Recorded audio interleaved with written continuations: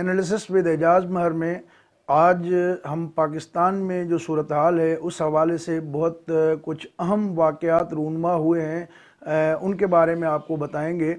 کہ جیسا کہ آپ کو معلوم ہے کہ کرونا کی وبا پوری دنیا میں پھیل رہی ہے، اور پاکستان میں خدا کا شکر ہے کہ ابھی تک اس پیمانے پہ نہیں ہوئی ہے، نہ ہلاکتیں ہوئی ہیں، نہ اتنے پیمانے پہ مریض سامنے آئے ہیں۔ تقریباً 1550 کے قریب اب تک جو ہے رپورٹڈ کیسز ہیں، اور اللہ کرے کہ یہی صورتحال بہتر رہے۔ لیکن جو حکومتی اقدامات ہیں، ان حکومتی اقدامات کے خلاف جو ہے کئی لوگ جو ہے وہ مختلف طریقوں سے آ رہے ہیں سامنے۔ ضلع بنوں میں جو ہے دو مولوی صاحبان ہیں، انہوں نے پشتو زبان میں ایک گانا ریکارڈ کیا، اور اس گانے کے ذریعے انہوں نے میسج یہ دیا کہ کرونا کچھ بھی نہیں ہے، یہ ڈرامہ ہے، اور آپ کو کوئی حفاظتی اقدامات اٹھانے کی ضرورت نہیں ہے، اور حکومت یا جو کچھ بھی یہ چیزیں تجویز کر رہی ہے، میل ملاپ پہ پابندی لگا رہی ہے، تو اس سے ڈریں نہ اور اس پہ پابندی نہ لگائیں، سوشل ڈسٹینسنگ نہ کریں، جس پہ بنوں کی ضلعی انتظامیہ نے کارروائی کی ہے۔ اور پتہ چلا کہ جی یہ باقاعدہ جو گانا تھا وہ ایک اسٹوڈیو میں ریکارڈ ہوا، اور اسٹوڈیو کے مالک سجاد اور یہ جو گانا گانے والے دو مولوی صاحبان ہیں عبد الجلیل اور مولوی بلال، ان کو گرفتار کر لیا ہے اور ان کے خلاف مقدمہ بھی درج کیا ہے۔ اور یہ بھی خبر آئی ہے کہ گجرات میں پولیس نے ایک جعلی پیر کو گرفتار کیا ہے، اور اس عامل کی دعویٰ یہ تھی کہ وہ کچھ پڑھ کے کلام اللہ جو وہ پھونک مارتے ہیں تو کرونا بھاگ جاتا ہے، مر جاتا ہے، اور کرونا وائرس کا جو مریض ایون ہوتا بھی ہے تو وہ ٹھیک ہو جاتا ہے اس کے دم درود سے۔ تو اس طرح کا پیر جو ہے وہ پیسے بٹور رہا تھا، اور ان کا یہ جعلی دعویٰ کہ 100% جو ہے وہ کرونا وائرس کے مریض ٹھیک ہو رہے ہیں۔ گجرات سے ان کو پنجاب پولیس نے گرفتار کیا ہے، اور اس کے خلاف بھی جو ہے وہ مقدمہ دائر کیا گیا ہے۔ اس سے پہلے کراچی سے ایک جعلی ڈاکٹر کی گرفتاری کی بھی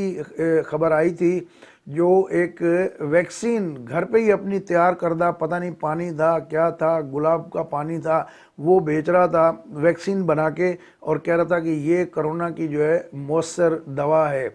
تو ایک طرف تباہی پھیلی ہوئی ہے، دوسری طرف ہمارے لوگ جو ہے وہ اس کے جو گورنمنٹ کے ہدایات ہیں اس پہ عمل نہیں کر رہے، اور اوپر سے جو یہ دھندھوڑی قسم کے لوگ ہوتے ہیں وہ سرگرم عمل ہو گئے ہیں، اور جو ہمارے لوگ ہیں ان لوگوں کی کم عقلی، جہالت یا ان کے غلط عقیدوں کی وجہ سے اس کا ناجائز فائدہ اٹھا کے اس طرح کی چیزیں کر رہی ہیں۔ تو آپ لوگ بھی اس طرح کی چیزوں سے خبردار رہیں، آس پاس پہ نظر رکھیں، اور جہاں بھی ایسی کوئی چیز ہو تو آپ کم از کم گورنمنٹ کو اطلاع اس کی جو ہے وہ ضرور دیں۔ تو اس حوالے سے جو ہے ایک یہ بھی ویڈیو وائرل ہوئی ہے کہ خیبر پختونخوا کے ایک قرنطینہ سینٹر میں جو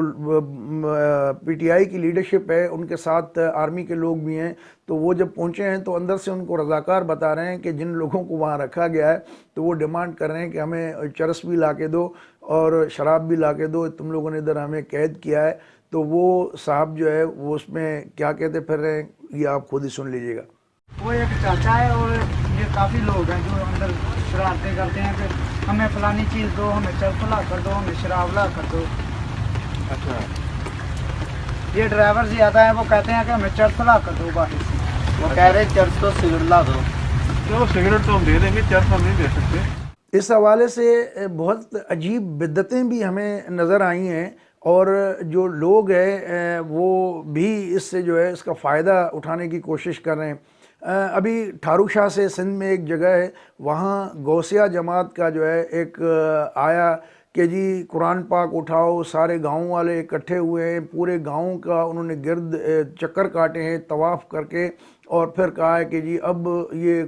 کلام اللہ جو ہے اللہ کے کلام کی وجہ سے یہ گاؤں کرونا سے محفوظ ہو گیا ہے۔ تو اس طرح کی چیزیں بھی ہو رہی ہیں۔ گورنمنٹ کہہ رہی ہے کہ مجمع نہ کرو، مجمع نہ بناؤ، لیکن لوگ جو ہے وہ اس طرح کی چیزیں اور حرکتوں سے باز نہیں آ رہے ہیں۔